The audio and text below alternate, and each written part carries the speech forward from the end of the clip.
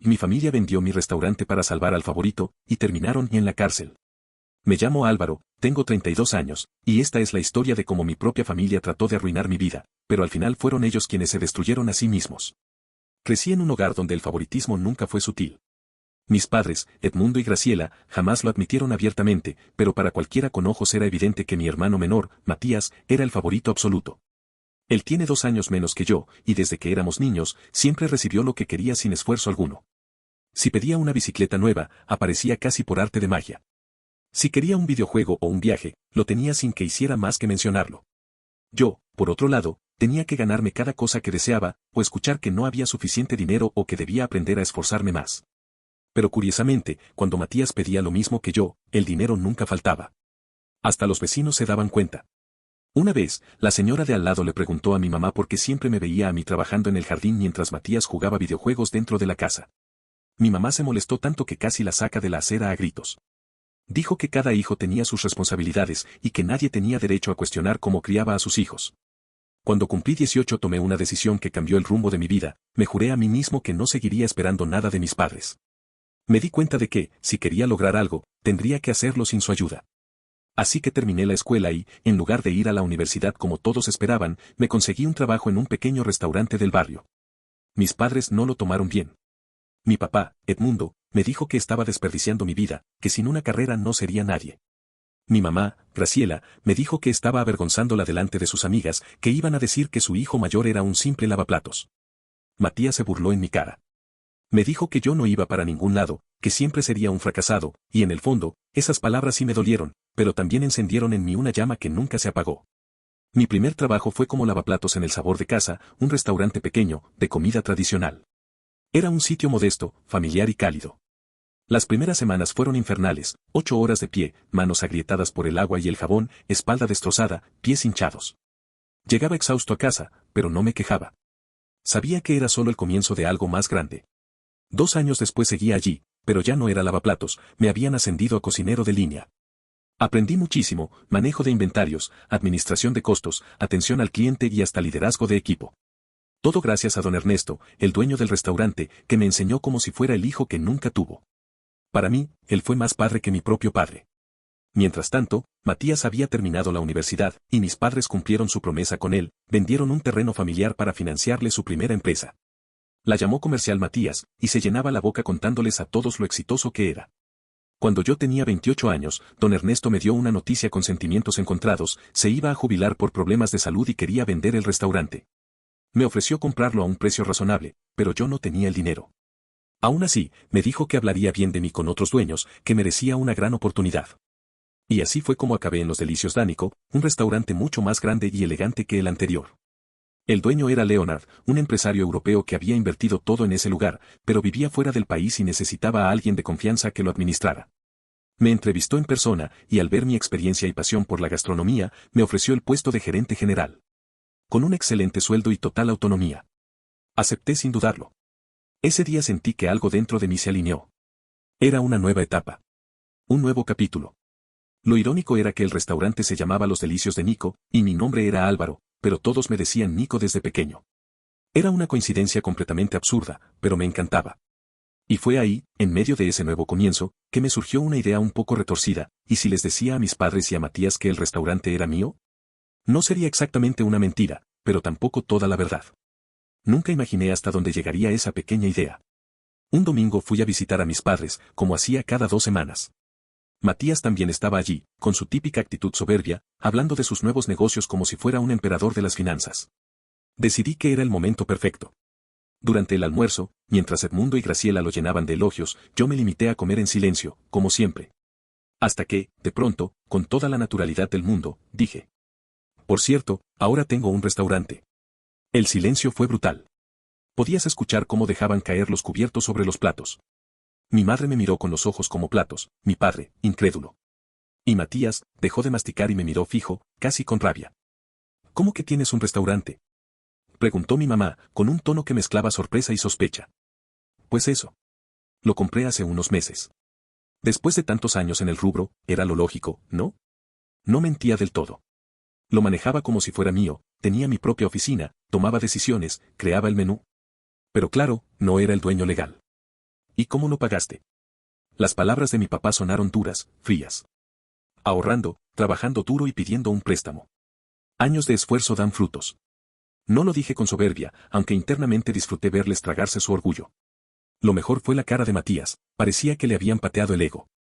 No te creo, dijo, frunciendo el ceño. Tú, un restaurante, por favor.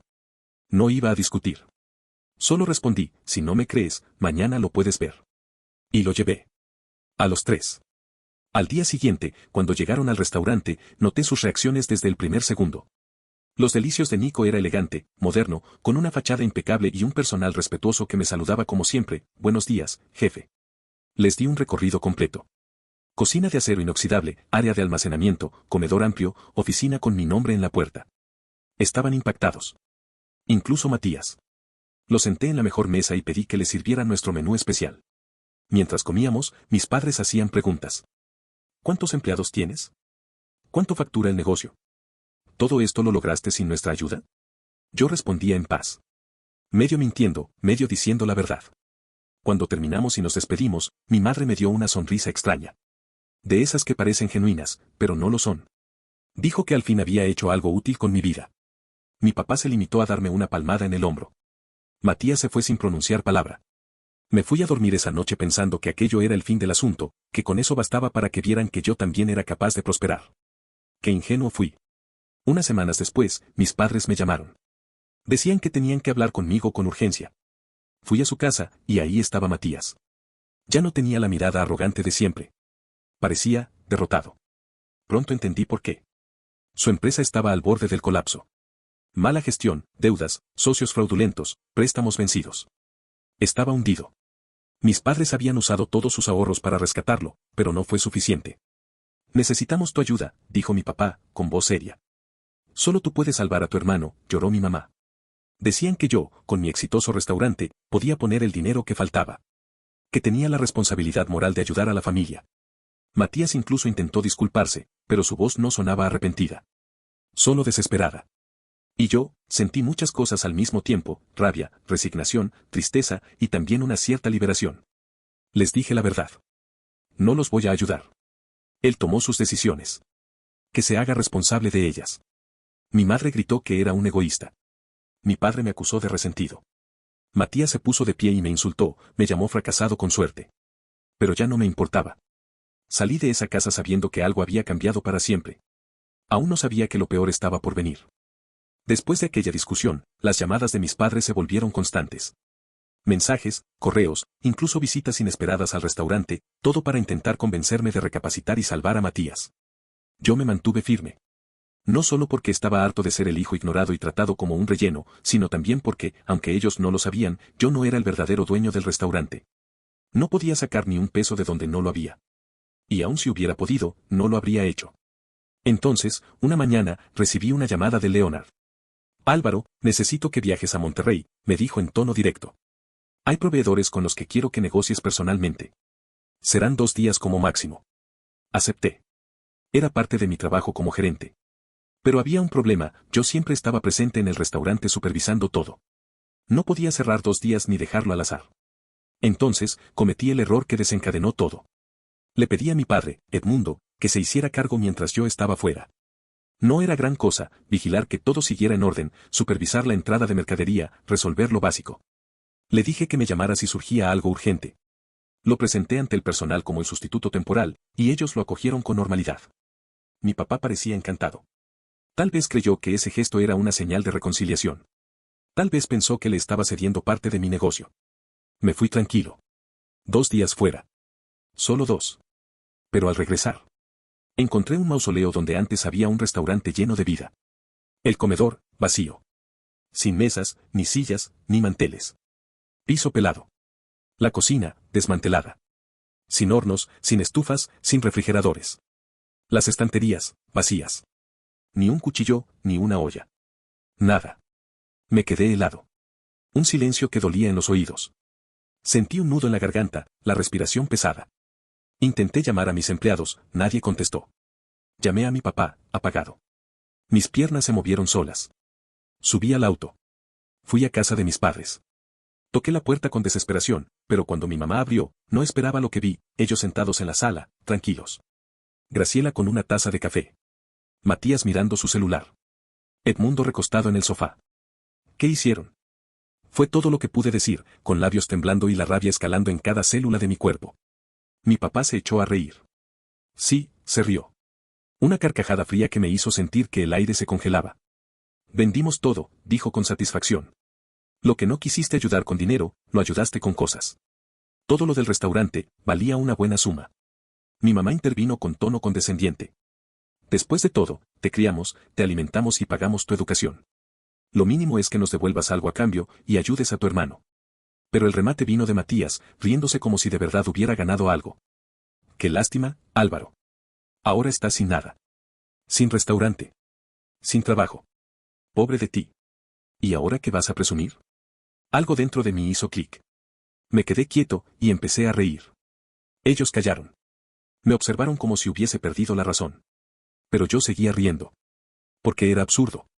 Porque era poético. Porque su venganza acababa de estallarles en la cara, solo que aún no lo sabían. Cuando recuperé el aliento, les dije. Hay un pequeño detalle que olvidaron. Yo nunca dije que era dueño del restaurante. Silencio. Leonard, el verdadero dueño, está a punto de enterarse. Y todo lo que hicieron no solo es robo, es un delito penal. Así que prepárense. Las caras de mi madre y mi padre se descompusieron. Matías palideció. Y yo, sonreí como nunca antes. Me fui de esa casa sabiendo que lo que se venía no sería fácil, pero sí justo. Al día siguiente, Leonard me llamó. Su tono era frío, cortante. Había recibido mensajes, incluso fotos, de clientes que habían ido al restaurante y lo encontraron vacío. Me pidió explicaciones. Respiré hondo y le conté todo. Sin omitir nada. Le dije que había confiado en mi padre para cuidar del lugar mientras yo viajaba por trabajo. Que él y mi familia creyeron que el restaurante era mío y, como represalia por no ayudarlos con los problemas de mi hermano, vendieron todo. Todo. Leonard guardó silencio unos segundos, hasta que habló con una calma que daba miedo. Álvaro, esto no es solo un robo. Es destrucción de propiedad ajena y falsificación si usaron tu nombre. Necesito todos los datos de tu familia. Los llevaré a juicio. Me pidió además que recopilara pruebas, testimonio de empleados, mensajes, cualquier cosa que demostrara que yo no había sido cómplice. Así lo hice. Esa misma semana, Leonard contrató a un equipo de abogados. Presentaron una demanda formal por robo agravado, destrucción de patrimonio y apropiación indebida. La cifra del daño, casi 300,000 pesos dólares. La policía comenzó a investigar. Hablaron con mis excompañeros de trabajo, quienes confirmaron que yo había dejado a mi padre a cargo mientras estaba de viaje. Investigaron a los compradores del equipo robado, rastrearon recibos de venta y, para colmo, encontraron documentos con firmas falsas de autorización, con mi nombre. Mi propio padre había falsificado mi firma para poder vender el equipamiento como si tuviera autorización mía. Eso lo hundió. Mis padres y Matías trataron de defenderse alegando que creyeron que el restaurante era mío, que solo buscaban ayudar a su hijo en problemas, pero los abogados de Leonard fueron categóricos, aunque hubiese sido mío. No tenían derecho a vender nada sin mi consentimiento. El juicio fue rápido. No había dudas. Mi padre, Edmundo, fue condenado a 4 años de prisión por robo agravado y falsificación de documentos. Mi madre, Graciela, a 3 años por complicidad. Y Matías, a 2, por beneficiarse económicamente del delito con pleno conocimiento de su origen. Los vi a los 3, esposados, siendo escoltados fuera de la sala. Mi mamá lloraba descontrolada. Mi papá me clavaba la mirada con odio puro. Matías evitaba mirarme. Yo no sentí placer. Ni tristeza. Solo, justicia. La familia empezó a señalarme. Tíos, primos, incluso algunos vecinos. Todos me llamaron desalmado por no evitar su encarcelamiento. Me decían que la familia está primero. Pero después de años siendo el hijo invisible, el hijo usado, el hijo humillado, decidí que la familia se construye, no se hereda. Y yo ya no era parte de esa. Por su parte, Leonard me sorprendió. Confiaba en mí lo suficiente como para no responsabilizarme del robo.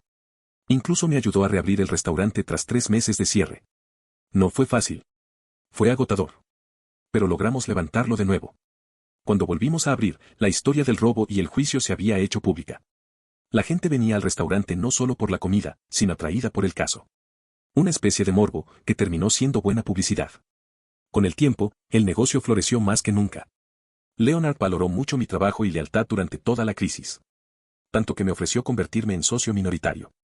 Acepté sin pensarlo. Por primera vez en mi vida, era realmente dueño de algo. Han pasado ya varios meses desde que todo estalló. Los delicios de Nico está mejor que nunca. Volvimos a abrir con fuerza, logramos recuperar gran parte del equipo y el resto lo compramos nuevo. Con la ola de curiosidad que generó el caso, el restaurante se hizo famoso. Se corrió la voz de lo que pasó, de cómo un hijo fue traicionado por su propia familia, de cómo todo se derrumbó y se reconstruyó. La gente amaba ese relato. Algunos venían solo para conocerme, incluso me pedían fotos. Jamás pensé que mi vida sería tema de conversación entre desconocidos. Leonard cumplió su palabra. Me hizo socio minoritario. Hoy tengo un 25% del negocio. Por primera vez, soy legalmente dueño de lo que antes parecía solo un sueño prestado. Y no volví a hablar con mi familia. No fui a visitarlos a prisión. No respondí sus llamadas. Me dijeron que mi madre escribió una carta el primer mes, pero nunca la leí. No es rencor, es protección. Aprendí que no todo lo que se llama familia merece ese título. Muchos me han dicho que debería sentirme mal, que al final son tus padres, que no se le da la espalda a la sangre. Pero yo ya cargué con suficiente culpa que no era mía. Ya viví demasiados años a la sombra de sus decisiones. Hoy duermo tranquilo. No porque no duela el recuerdo de lo que pasó, sino porque entiendo algo importante, el respeto y el amor no se mendigan, se construyen juntos. Y cuando fallan, cuando alguien te traiciona, el perdón puede ser liberador, pero nunca obligatorio. No necesité su dinero, su aprobación, ni su apoyo para llegar donde estoy. Todo lo que tengo lo construí a puro corazón, con trabajo honesto y constancia. Hoy, al caminar por el restaurante, ver a mi equipo sonreír, a los clientes disfrutar, siento una paz profunda. Ya no busco demostrar nada. No compito con nadie. No cargo con las expectativas ajenas. Porque ahora sé que mi valor no lo define una familia que nunca me eligió, sino una vida que yo tuve el valor de elegir. Soy libre. Soy dueño de mi historia. Y por fin, soy exactamente quien siempre supe que podía ser. No olvides dejar tu opinión en los comentarios, dejar tu like y compartir este video.